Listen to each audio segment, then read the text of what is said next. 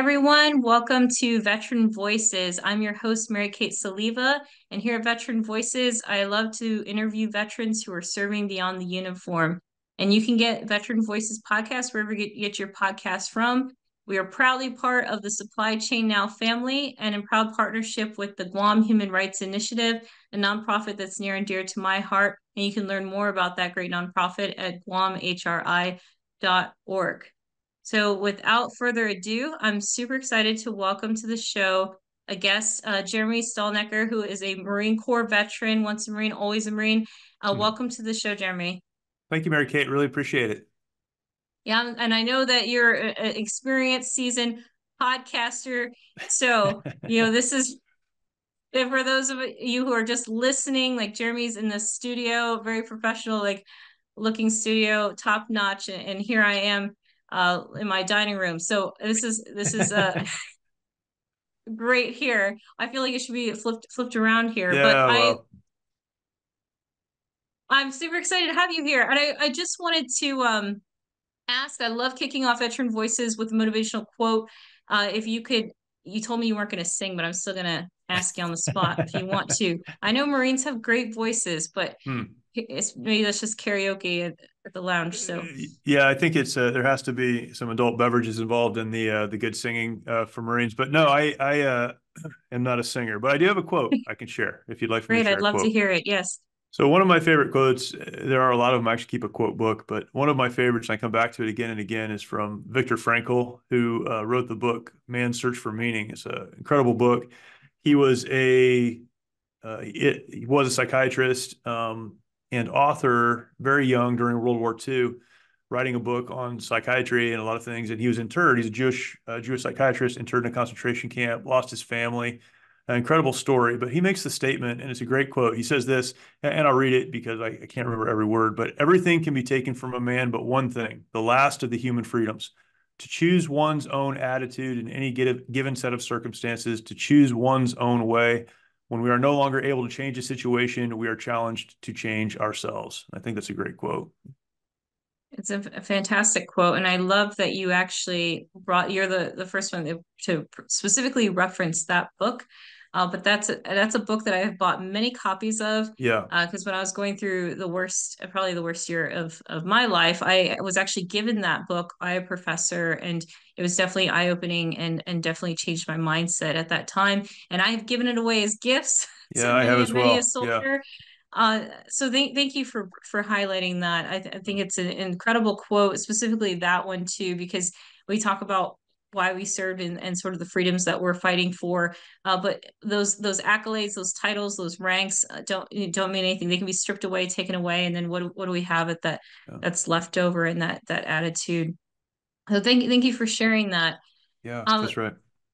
I wanted to segue and go back to where you grew up. I think this is a very important piece about uh, where people started from and remembering their roots. And for me, as a storyteller, adamant with my family out in Guam as well, we're very adamant about our roots. And so I think that piece is important. That's often not talked about when talking about the veteran and the hero's journey. So I'd love to hear more about where you grew up and a little bit of anecdotes from that time. Yeah, I grew up in Southern California in a very small town. People who are familiar with Southern California, we always think of like Los Angeles and San Diego. And to the east, there's a community called Hemet, California. It's in a valley, very agricultural, a lot of dairy, and that's where I grew up.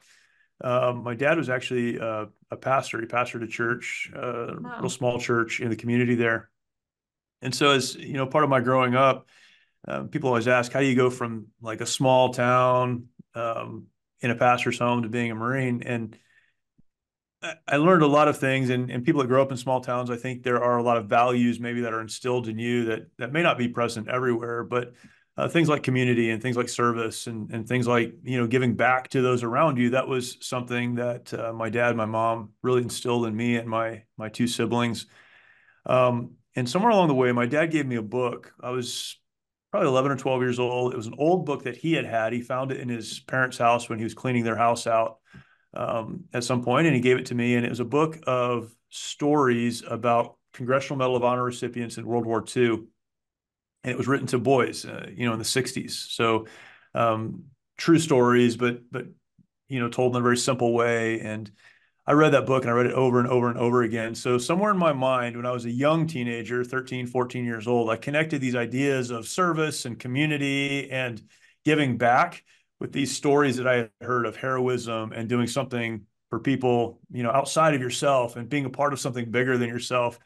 Right. And it really connected to me that those two ideas came together. And for me, that started to point my life toward military service. And even growing up in a pastor's home, kind of the family business is church, right? Which is funny, but Oh it yeah. is. It's where you come from, and that's what people do, and that's what our family had done. And so, talking to my dad about my desire to go into the Marine Corps was an interesting conversation, but um, he got Imagine. behind that and helped me get there. So, yeah, I grew up in a great home. I feel very, very fortunate for the parents that I had and the family that I had, and the opportunities that I had as a young person that really, Love that. in so many ways, made me who I am today. I love that. And I love the piece about with your because I'm sort of picturing kind of the rural area where my grandmother's at now on the farm in the Eastern Shore of Virginia, just in a very small town where they run into the folks that they know that Yeah, some of them were born and raised in that same church.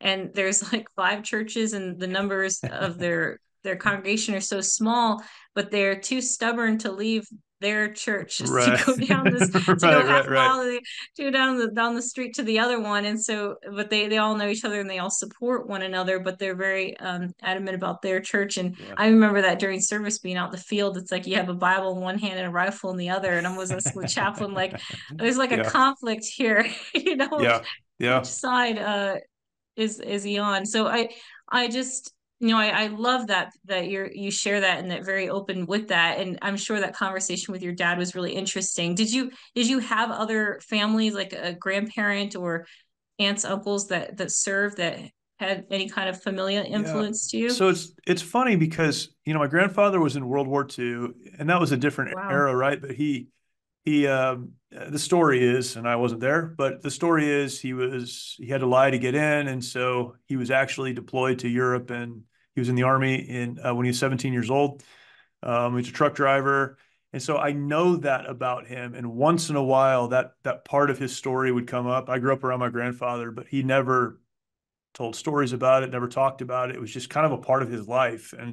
Mhm. And so there was my grandfather, and then I had a couple of uncles that served in Vietnam.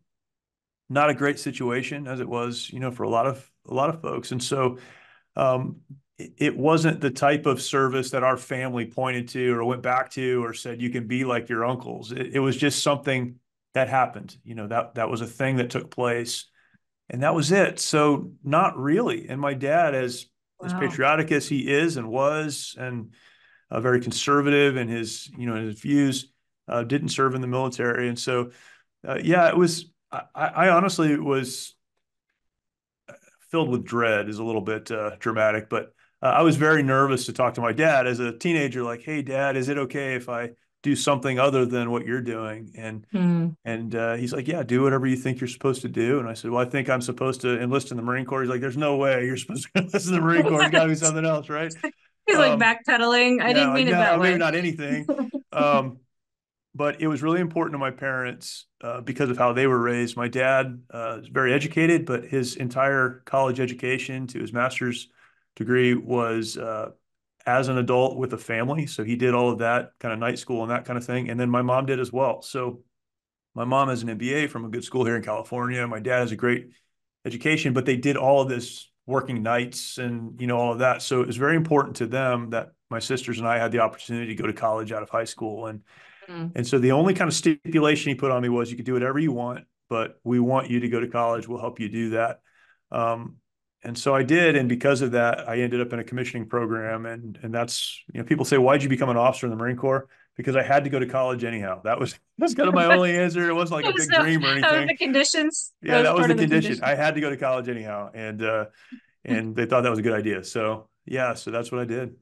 Well, I was gonna say I've had guests on the show that said that it was the billboard, and I'm like, kudos to the marketing team. That's Yeah, like how to do it's like the one and only, and quotes that you see on the right, billboards that right. get you to join. And I do love the question, especially for the Marines. as to why the Marine Corps, because Yeah. I do get it sometimes where people tend to go Air Force and then they were on a 2 hour lunch break, and so that's why they went across the hall to to the Army or something. But yeah, Yeah. if you didn't have that direct influence in the military in your family, what was it about the Marine Corps that drew you to them? I've been asked that a lot and I've thought about that a lot. And I guess I don't specifically know the answer other than I never had another thought about another military service. Two things. One Mm, was the branch of service was always the Marine Corps in my mind. And in the Marine Corps, it was always the infantry community. To me, again, I don't know exactly where that came from, probably movies or something. I don't know, here. but I just always thought if you go into the military, you become an infantry Marine. That's what you do. And so it was never a thing for me where I was like, well, maybe there are other options. And I never talked to another recruiter. It was always that one thing. So for me at first, it was I wanted to enlist in the Marine Corps. And then I went to college. I learned about a commissioning program I could get involved in um, and just went that route. So yeah, it's a funny question because some people I saw the uniform or they came to my school or, a Right. specific thing. Big pull-up challenge, none of that. Yeah, I don't know what it was. Something planted it in my young brain, and I'm sure it was some Yeah. kind of marketing, but Subliminal messaging. yeah, subliminal messaging, but it was always there. Yeah, it was always there. No, that's well, and I again, like I love that story that you even had the ability to choose. And so, how old were you then when you've signed up? I was well, Well, I went you went to the yeah, commissioning, right? I And went then through a commissioning program. So I actually went to officer candidate school. I was 18. It was right after my freshman year of college. wow.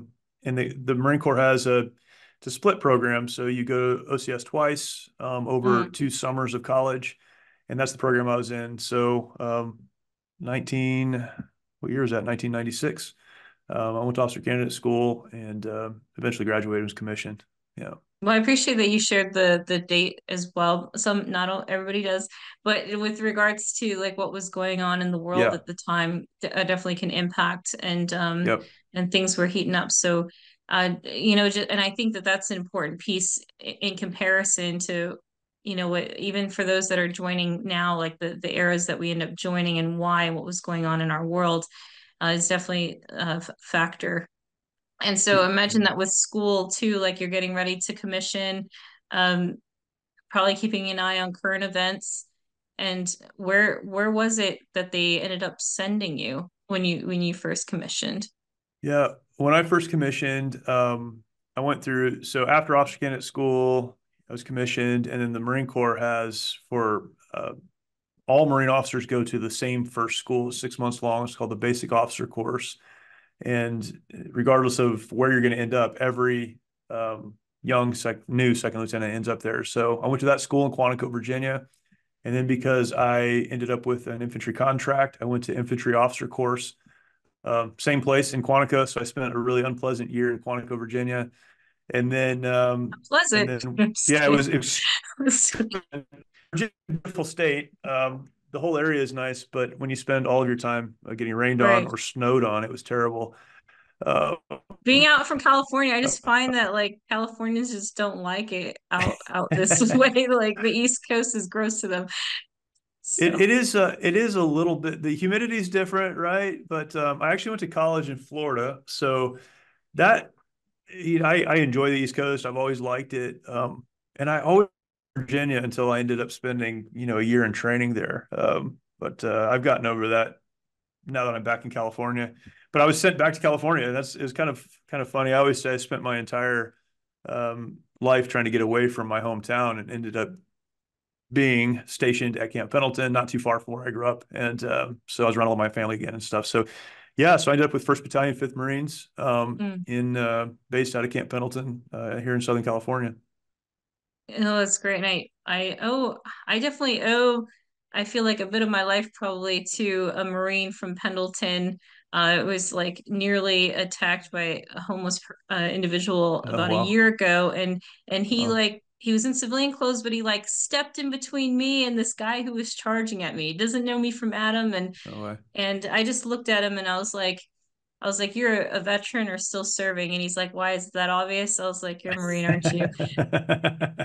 I was like, you just, And I just have to say this story real quick, just because I was so impressed by him. But when the homeless individual was charging at me, I didn't know if he was going to stab me or whatever he was. But as he was coming at me, the Marine stepped between me and him and shoved me out of the way. I'm like in a dress with my suitcase waiting for my Uber. And the homeless guy said, have you ever thought about dying?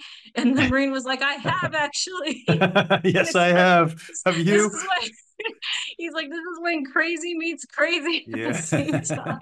He's like, they were just That's like, funny. and the individual like backed away. And I Yeah, think that's funny. he just saw it in his eyes, that his response. But he was from Pendleton, and that was my Marine shout out to Yeah. Pendleton Well, over good for there. him. Not all Marine stories are good ones. So I'm glad that was a good one. That's good. We got out of there safely. But that Good. was the thing about, maybe that was, if you weren't too far from that camp, again, the influence of the Marine Corps there.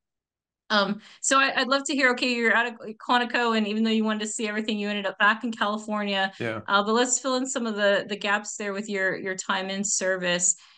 So what are would you say would be a highlight of where you went particularly, or an assignment that you had?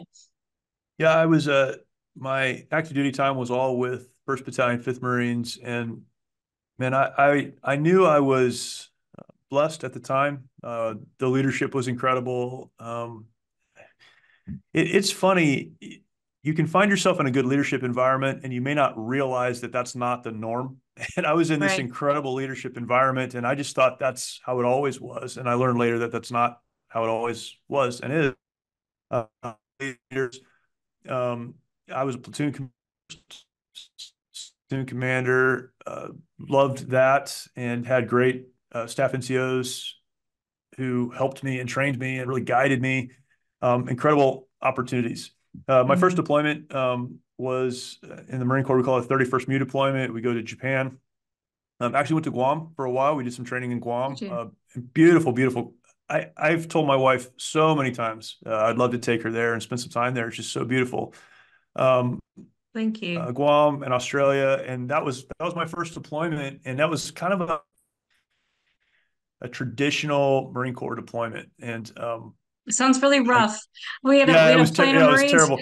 What was Plane of Marines showed up like the day before Liberation in July, and I was like, the whole island basically shuts down to party. So I was like, let everybody know the Marines are coming. Yeah, man, Guam was so we had been in Okinawa, and I'll just tell you this because you're from there, but we were in Okinawa, and that environment is not great for Marines. It's very restrictive, it's very closed down, and it's tough.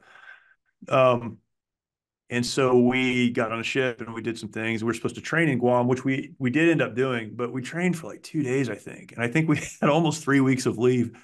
And it was as I'm a history guy, right? And so like the Marianas campaign is a big deal, the study of that and the island chain that's there. So much history in Guam. And then the diving's great, the people are great, a lot of great places to eat and to spend time. So it was um, in my adult life, that's definitely a highlight of places that I visited and been, and it was great for us. Thank you But so much for that I plug. digress. Yeah, Oh, that don't was amazing. digress. No, I mean, obviously we make a whole episode on it, but I really appreciate that, because I've come across so many service members who haven't, and especially if I come across a Marine or a sailor that hasn't been through Guam but ended up in the Pacific somehow. I'm just like, Yeah, how have you not been yeah, on Guam yet? So, thank you so much for that plug there. It is a beautiful place to visit. yeah. Beautiful See, place. I mean, full of history. full of history, incredible people. It was, yeah, it was one of those times that at that moment in my life, it was such a special thing, and I think that's probably why I have thought so fondly back on it over all of these years. But so that was kind of a standard Marine Corps deployment. That was in the year 2000. Mm. We came home and 9/11 happened. And so we went really from this kind of peacetime Marine Corps, 9/11 happens and, the whole world changes. My job changed as well. I stayed in the battalion, but I became what we organized a platoon and what was called the counter mechanized platoon. So 84 Marines. I had all of our hardback Humvees. Again, this is 2001, 2002. Ended up 2003 deploying to Iraq. but so it was no armor, whatever, right? We just had our hardback Humvees, we had heavy machine guns, all the tows and anti-armor stuff. So our battalion decided to put all of that into one platoon, which it normally is not, and that was mine. So again, I didn't realize how special that was, and how amazing it was to be a part of that. We had 2 years to train before Kuwait and then in Iraq. So I was with those Marines for a long time. We trained for a long time, and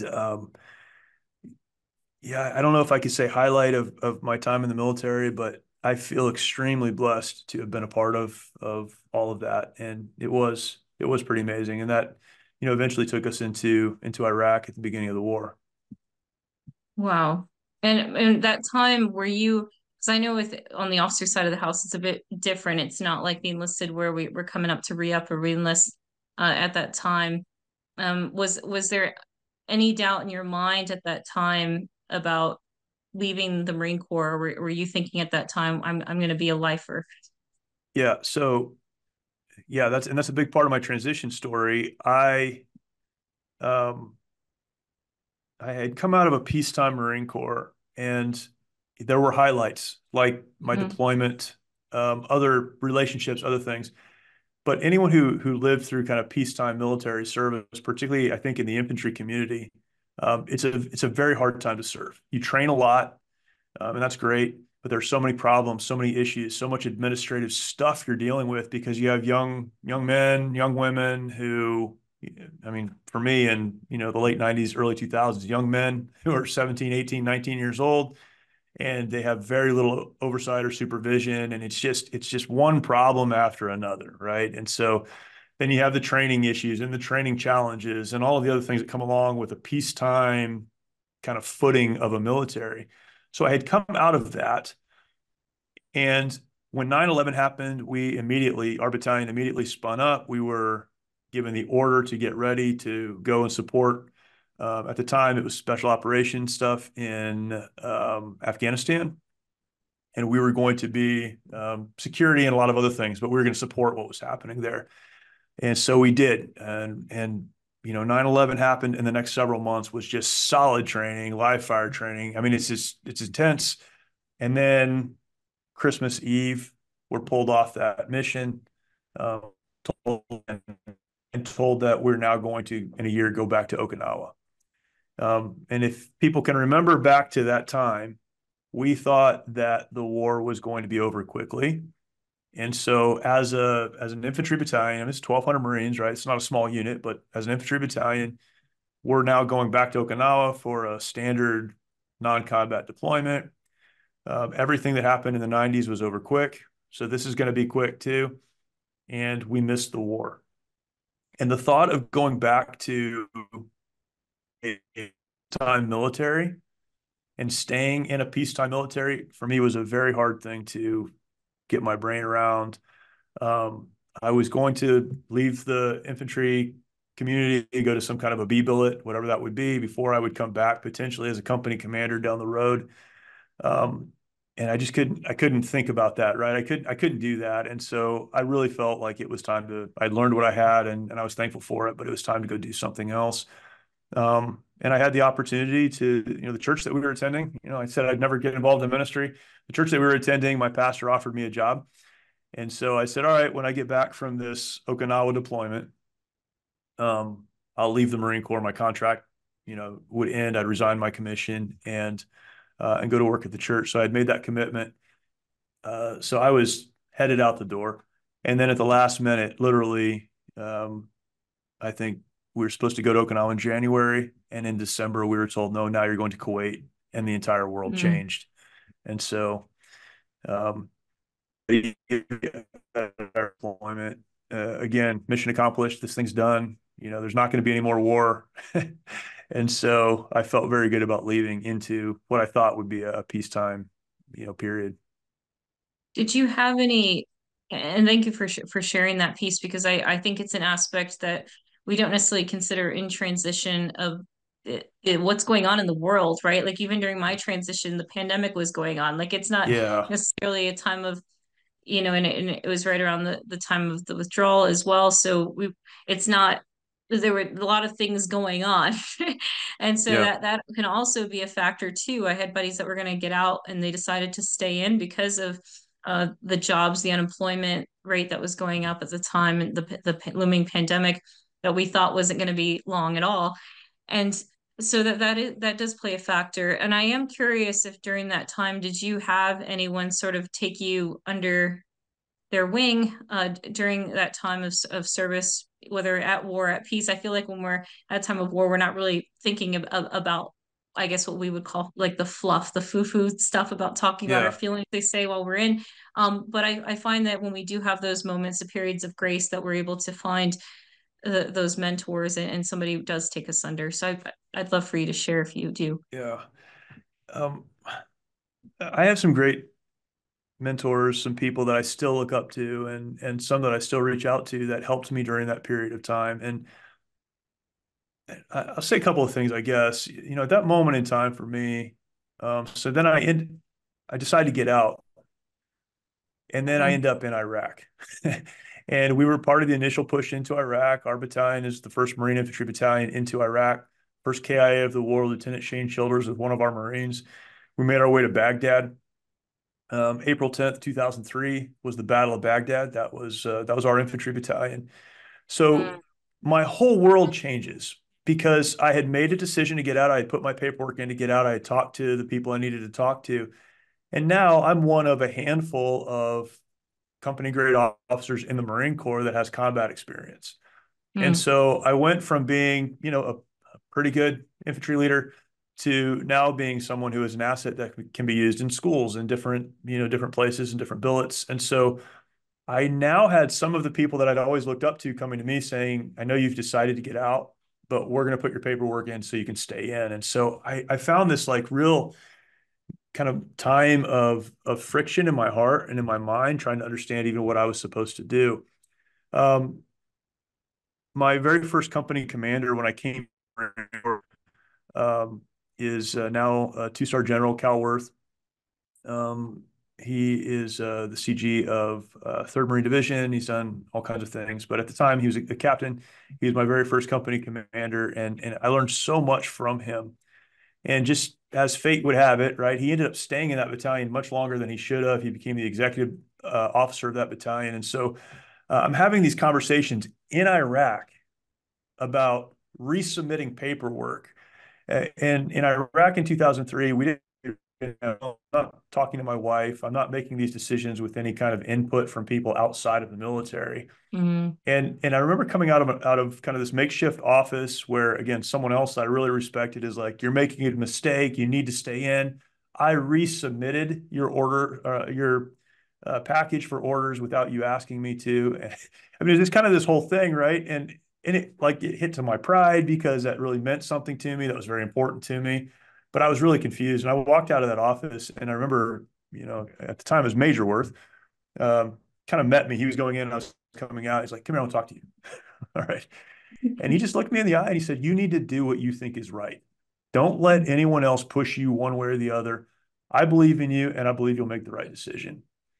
And he's had a profound impact on my life before that and since then. But it was that kind of clarity that he had that he spoke into my life. And I know it seems like a simple thing, but someone just saying, look, do what you think is right.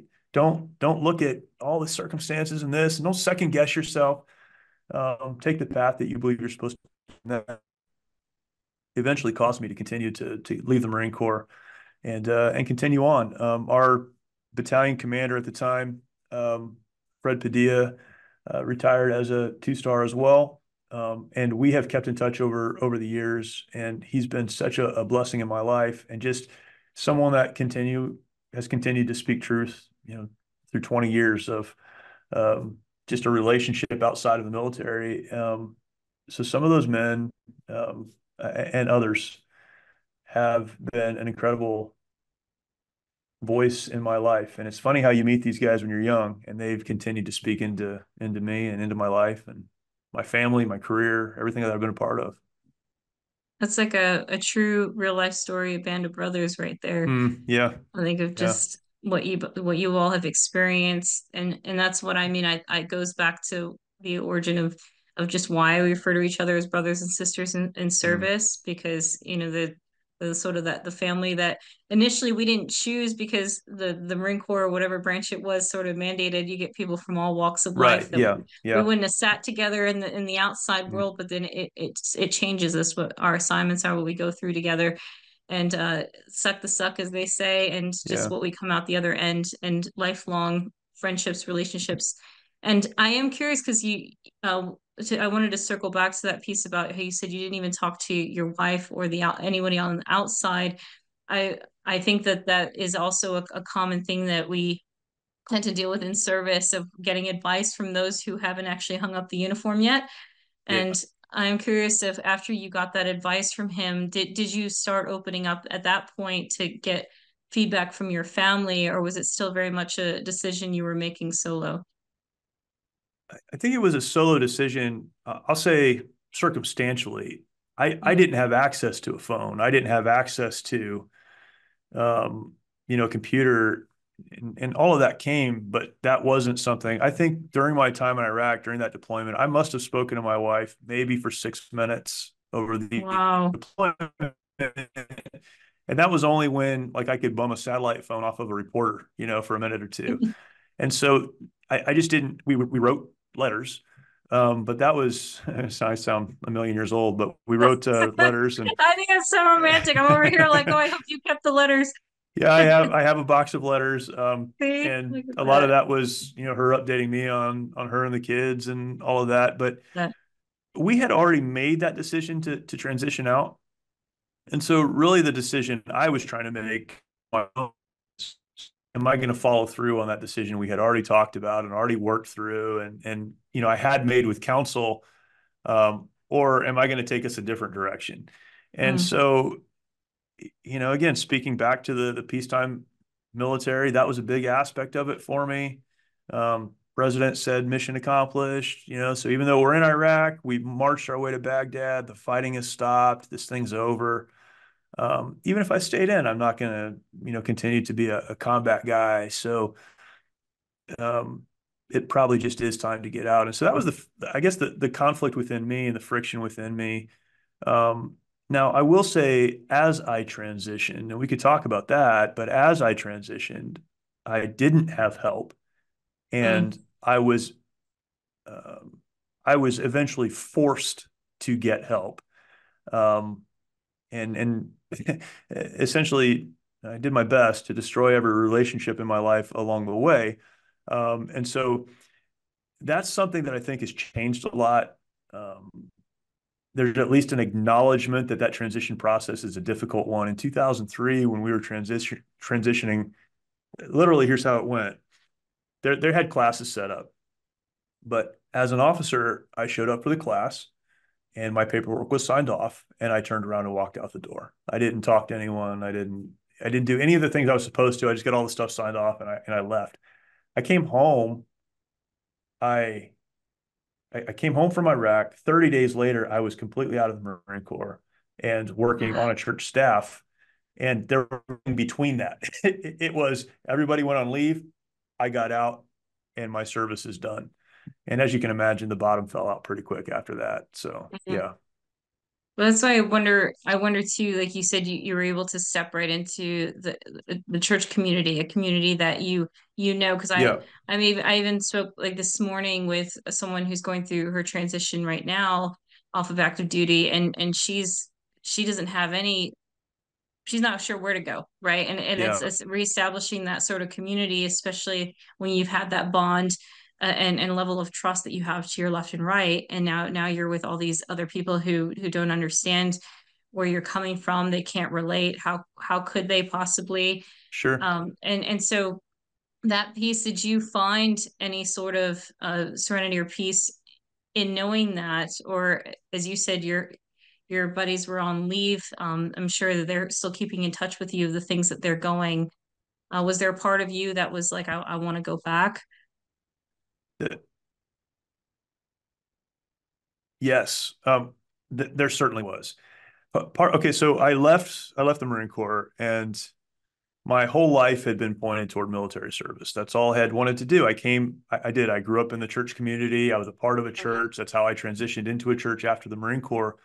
But I did not understand this, and I do now, but I didn't understand this at the time, that my whole identity was wrapped up in that job, in not just wearing the uniform, although that was a big part of it, but being that guy and then leading in combat. And so that environment.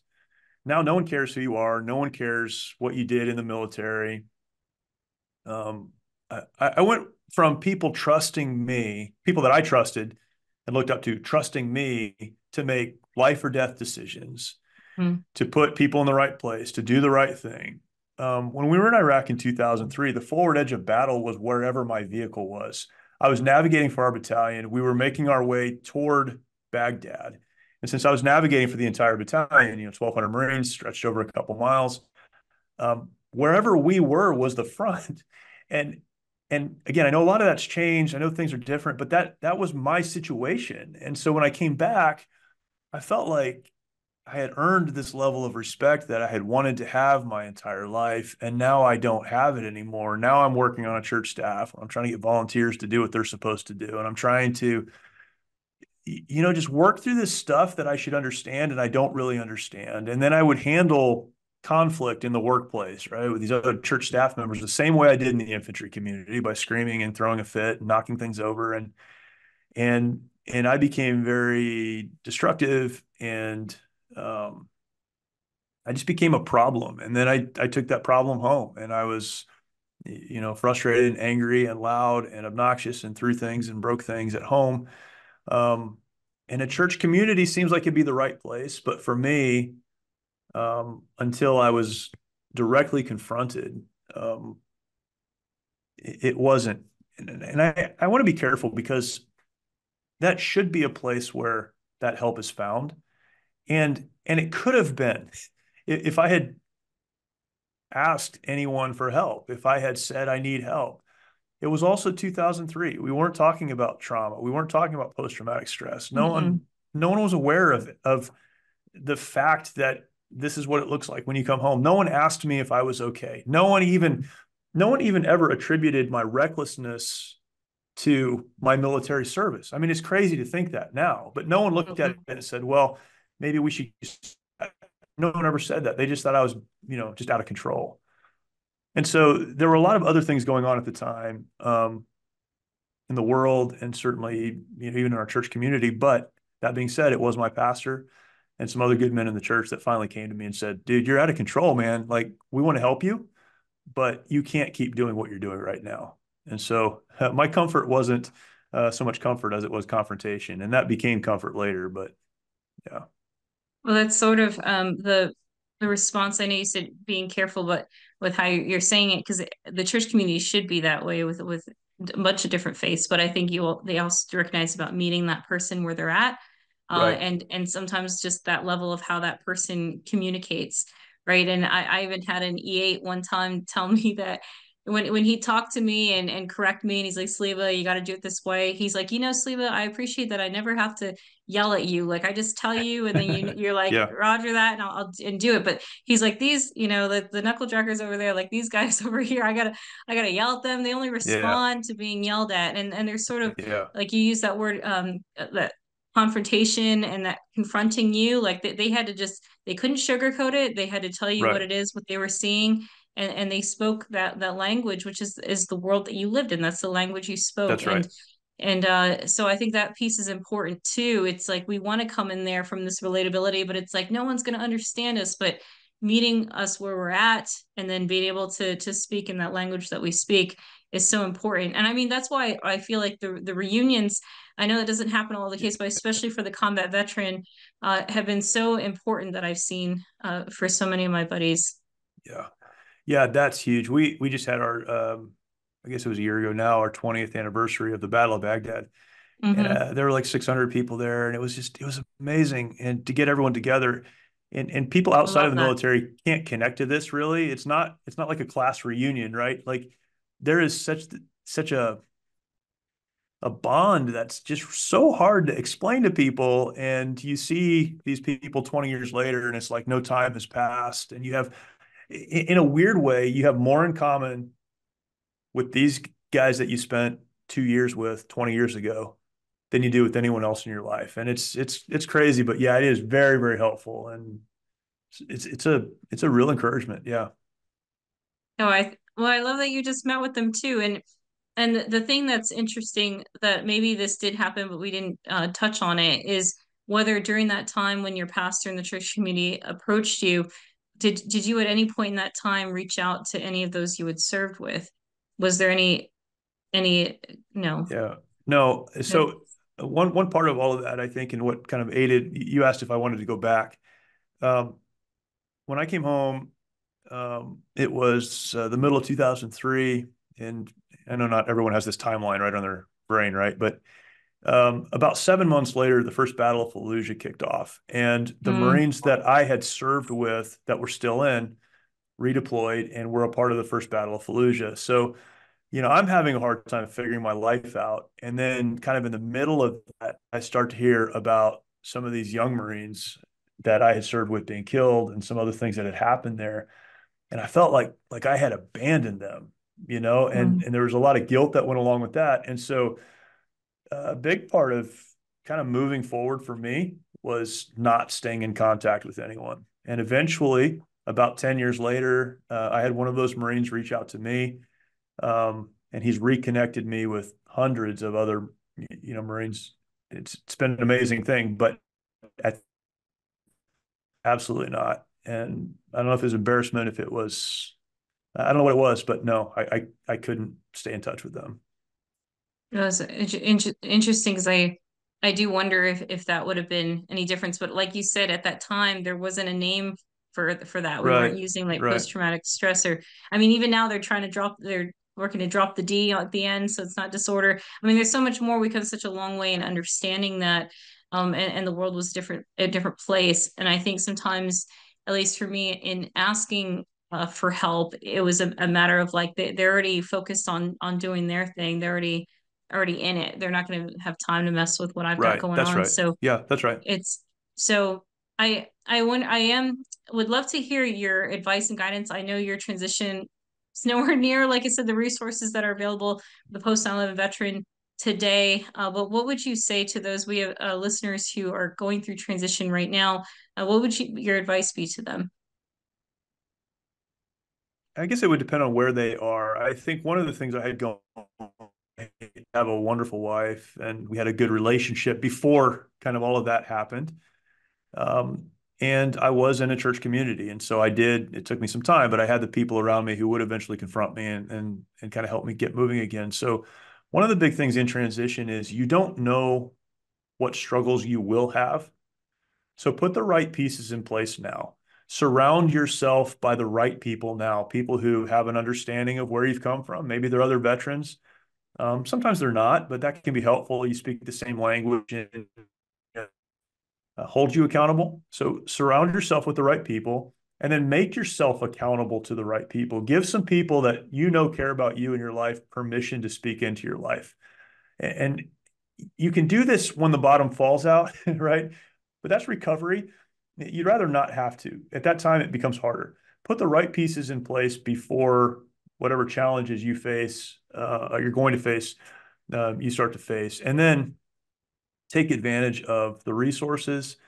I would say of the other people who have already been through the transition. We went from not having really any resources, right, to having so many resources. You don't exactly know where to turn. Talk to some people That's true. talk to some people who have worked through it, and ask them what helped them, and pick a path and walk down that path. So I think surround yourself with the right people. Get some people who can speak truth into your life and who can help guide you. Um, and then yeah, start taking those steps moving forward. No, I think that's really valuable advice. And like I said, not everybody's doing the reunions, and it doesn't have to be like this formal event at a hotel banquet hall, right? But Right. it's just even getting together, having a barbecue, like campfire out back, go fishing, Yeah. getting up with some Yeah. of those that can relate or who did deploy with you. And because I find that that's the era that's transitioning right now, at least at the career wise. And we would think that the ones who are needing help are the young ones who don't have a whole lot of a work experience, but it's actually the senior ones, the officers that are walking in and they're Yeah. just like, here, sign here, and I'm out. And it's like, no, no, no, Yeah. sir. You Yeah. should really sit down. Yeah. Have Yeah. up the front row here, actually, because you probably need it more than everybody else in this room. Or Yeah. our command sergeant majors, our gunnies that have been here like career, who have been in for the 20, and they don't know anything else in their whole identity, especially if they joined as young as you joined. Yeah. So I think it's important. Yeah. So great feedback there. I'll say this, just my own story. Um, so I left the Marine Corps and I left active duty in 2003 and had a little bit of reserve time, but for all intents and purposes, left in 2003. Um, I had never been to a VA. I had never put in any paperwork. I'd never done anything. I left the Marine Corps and I took my service record book and put it in a cupboard somewhere until about a year ago. So that was a long time Oh my ago. goodness. Yeah, and it was a few people in my life. I work for a veterans organization, right? Maybe we'll talk about Hmm. that, but I work Yeah. with veterans all the time, every day. That's what I do. And finally, some of those who are close to me are like, look, man, like you've got to take care of this. Like this, you can't keep not dealing with this, right? But it goes back to exactly what you just said. It's easy, particularly if you're a little bit senior or you're in a different place, to just kind of blow off the help that is available and not take advantage of it. And then you're going to really need it at some point. So yeah, that's a good piece of encouragement. Yeah. But when I just love it coming from you, because it is sort of that hardened tested combat veteran that as opposed to those, when they don't, it's for the army, not having the patch on your shoulder. It's like, what advice can you give me? Like, you haven't done anything. So Mm, there is that level, especially when they have those who are in the front of the classroom to do those classes, who are DoD civilians or just civilians in general. And it is hard, I think, to be able to sit there and listen. Even though we're going to be hanging up our uniform and putting on yeah. civilian clothes, Yeah. it's still hard to think that we need any kind of guidance or advice. And that's a great segue, as you mentioned, with the organizations. This is where I'd love to talk about how you are serving beyond the uniform, and or how you've been serving beyond the uniform. So I'd love for you to share a bit about the organization, the work that you're doing. Yeah. So, I had served in church work for a number of years, and part of moving forward for me, as I mentioned, was kind of walking away from my service. Not that I was ashamed of it or anything, but just not staying connected to people. And I'd Mhm. always been proud of the fact that I went to combat and I brought the Marines that I took there, brought them all home. We had some wounded, serious, and brought those guys home. It was miraculous, and I was very grateful for that. I've always been proud of that. Have a picture hanging over my desk of my platoon in Baghdad, I and love I always that. look to that with a lot of pride, right? And about 10 years after I left the Marine Corps, one of my Marines reached out to me, and that was the first Marine that I had served with that ever reached out to me. And it's not anyone's responsibility to do that, but it was 10 years. And he reached out through social media, and he said, hey, I met this guy who's starting this organization for veterans and safety. I was in ministry, so I know, that's kind of where you come from. I don't know what it's about, but he's having a hard time. He's getting started, having a hard time getting people to attend. And so we know each other. So he asked me if I could get some of our old platoon together. So would you come to this thing? And I said, sure. So 10 years after I came home from Iraq, I found myself in the mountains of Colorado around a campfire with about 10 of the guys that were in my platoon. So I was their platoon commander. They were in my platoon, right? And um, a lot happened there and a lot was said there. But what I learned was that picture that I've always looked to with pride. I started to learn about some of those guys that had been killed in combat. I started to learn about some of those Marines that had taken their lives when they got home.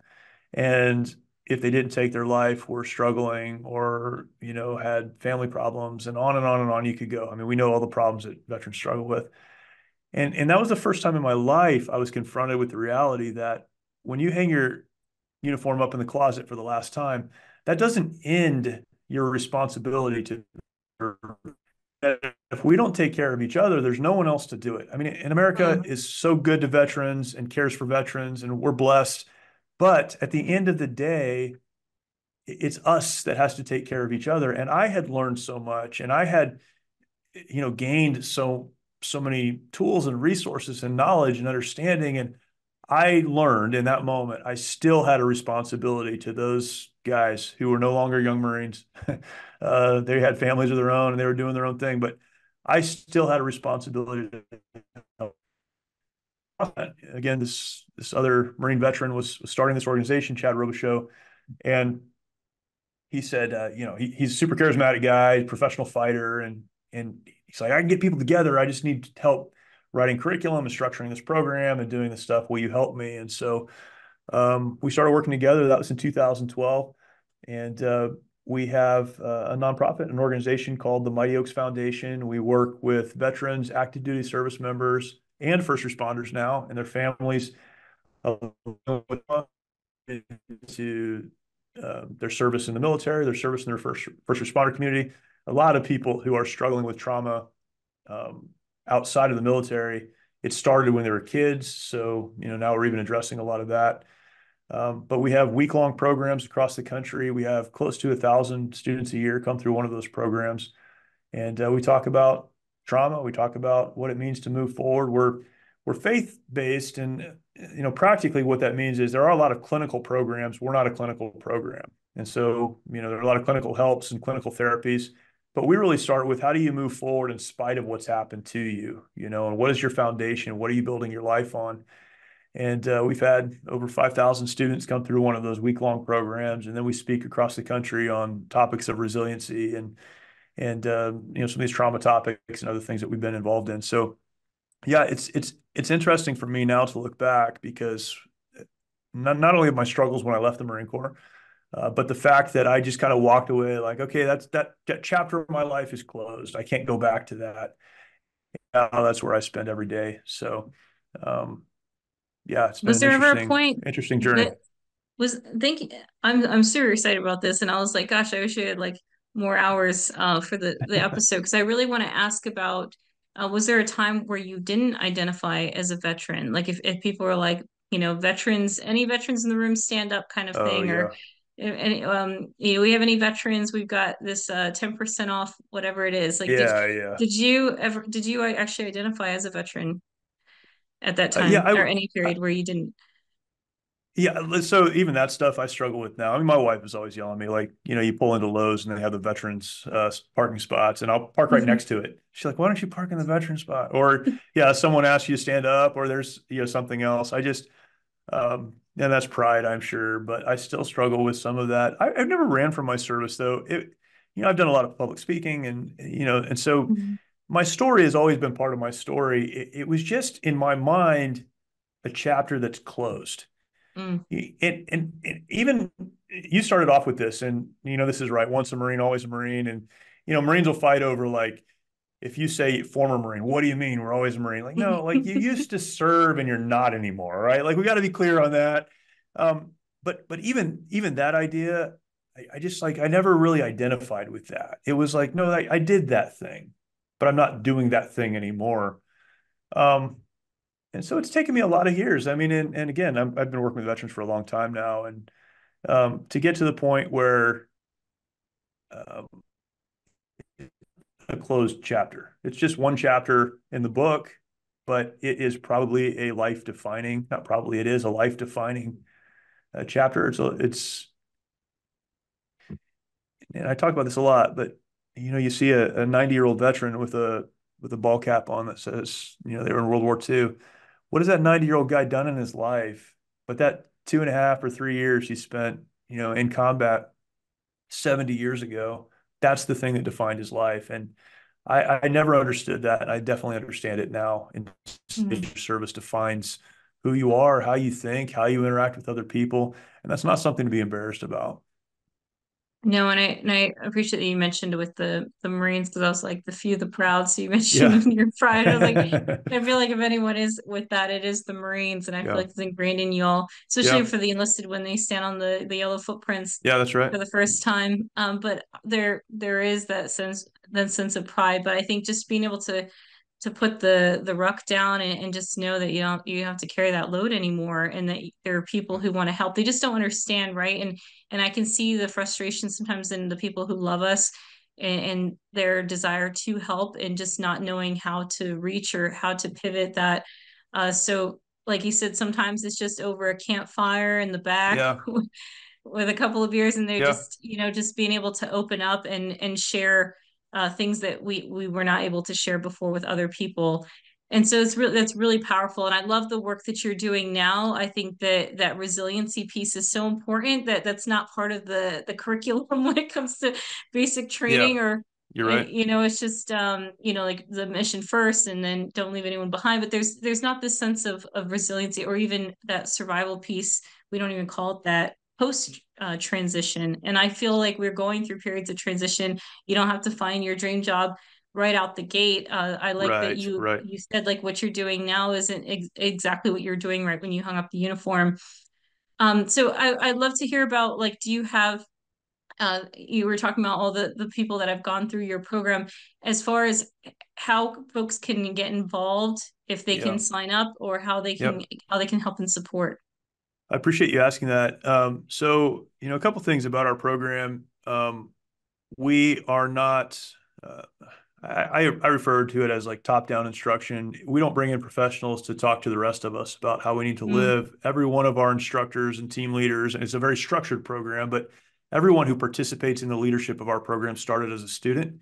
Everyone came through as a student, and then beyond that, we have a long training process to get someone to the teach classes and lead. And what that does is it creates kind of this environment where everyone in the room has a similar background to you, and the person standing in front teaching a class on whatever they're teaching on, it's very much, I know where you are because I've been there. I don't have it all figured out, but I'm a little further down the road than you, and I want to help you get there. We're going to work together to move forward.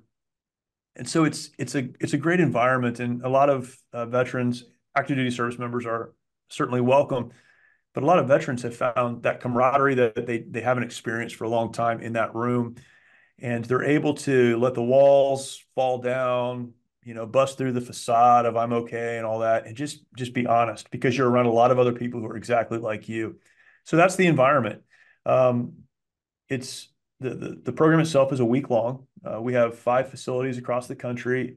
Facilities are ranches and conference centers, that type of facility. Beautiful places, and it's very comfortable, of course. Uh, 5 across the country, but it doesn't cost anything to attend. How to get there, we cover all of those costs. We do a lot of fundraising to make that happen. And so all you have to do if you're interested in attending is go to our website and fill out an application. Our website is mightyoaksprograms.org, mightyoaksprograms.org. And you fill out an application, and our team will take care of all the logistics and everything else. oh, that's Yeah. great. And do you have, would you say, a pretty big mix across all the branches? We do. We started out, so it's, 2 Marines started this program. And so everyone we knew, like That's a everybody we great started start with, to a like business. Marines. Yeah. So like Great we start just, to a business plan, right? right. Starting with 2 Marines. So we only knew Marines. And so for years, it was like everybody was a Marine, right? But now, um, The few. we have Yeah, hundreds of people every year that that's attend. And great. so, it's all ranks and rates. And again, now adding law Love that. enforcement and first responders, fire and police. It's very diverse. And so it's been pretty neat to see. And even, you mentioned this earlier, more and more senior leaders, Hmm. senior enlisted, but also officers and senior officers. We've had, Yes. 1 or 2 generals come through the program, and man, it's been fantastic. In that room, you're not any of those things, right? You're just, Joe or Sally or whatever. You're not any of those things. Those things don't matter. And I think people are hesitant, but then they get there and realize, like, yeah, nobody cares. So it's pretty neat. Yeah, it's pretty neat. No, I love that so much. Thank you so much.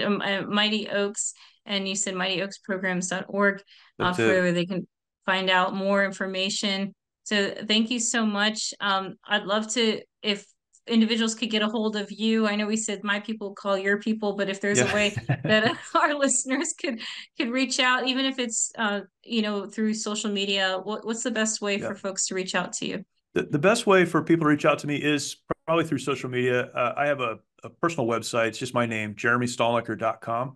And on that, there are links to Mighty Oaks and all of our programs, of course, but then all of my socials and all my stuff. I have a blog, I have a couple podcasts I'm involved with. So using my name, jeremystalnecker.com, you can get in touch with me. And yeah, I'd love to hear from anyone who has questions or needs our resources or whatever. Thank you. And I guess last plug would be for you because I already a big fan already just in this episode of yours and just wanting to know, I know that you're public speaker, author, all these things. As far as public speaking engagements go, are there a particular type of audiences that, or is it just all over? Just please give your Yeah, shameless plug yeah, my for shameless plug. you. It's kind of a little bit of everything. So I speak to a lot of church audiences. I speak on leadership. I've written leadership books, so I speak on leadership in corporate kind of environments. And then I do, and we do a lot of military resiliency speaking. So going to, active duty units and speaking on resiliency and those topics. We just we put out a lot of resources, write a lot of resources. Just did a resource on suicide and veteran suicide specifically. So we talk on a lot of the. It's pretty broad, but yeah, check out that jeremystalnecker.com website, and a lot of information is there as well. Thank you. Well, I sort of feel like this became more of like an oral history because I think just not everybody has a unique story, but not everybody can talk about things that we're literally reading in our history books. Mm. Like you're talking about Baghdad, Battle of Baghdad, then Fallujah, and just things that this next gen. I had a soldier show up to drill a couple months ago that was like, Sergeant, I just graduated high school, and I was like, oh my goodness, we're that's I'm like, what do you mean you Yeah, just graduated high school? yeah, So yeah. they're sort of reading about what we were going through, where we had buddies that were coming back and they were living it. And you've lived it, and so I just really appreciate. I'm honored to be here to listen to your story and experiences, and thank you for sharing that with us. No, thank you. I appreciate the opportunity. It is important, important that we can share our stories and encourage each other, because again, I think we're kind of what we have, and so we need to lean on each other to move forward and flourish, not just survive, right? We don't want to just survive. We want to move forward in a really positive way. So yeah, I appreciate the opportunity. Thank you. And unto our listeners, please check out Mighty Oaks and mightyoaksprograms.org and also Jeremy Stalnecker's website and his book and get him to come speak. Just a wealth of knowledge. And as you said, maybe we'll see you, Jeremy, parked at the Lowe's parking lot in the veterans parking with your ball cap on. We'll see. We'll see. But I feel like there's a threshold that we cross at a certain age where that it Yeah, I becomes think you're right. okay. Yeah, I think you're Uh, right. I'm not going to care anymore. Exactly. But thank you so much. I'm so honored. And again, folks, thank you for joining us here today on Veteran Voices. Again, I'm your host, Mary Kate Soliva. We hope to see you next time, again, where you can get your podcast programming from Veteran Voices, is where we interview veterans serving beyond the uniform. Honor that Jeremy joined us, as he certainly is doing just that, and grateful for his team over at Mighty Oaks. And also, again, we are a proud partnership with the Guam Human Rights Initiative, and you can learn more about that great nonprofit advancing research on human rights issues impacting Guam in the region at guamhri.org. Beautiful place to visit. Thank you, Jeremy, Yeah. for that plug earlier. And again, as we always say here on Veteran Voices, do good, pay it forward, and be the change that's needed. Thank you, and we hope to see you all here next time. Take care.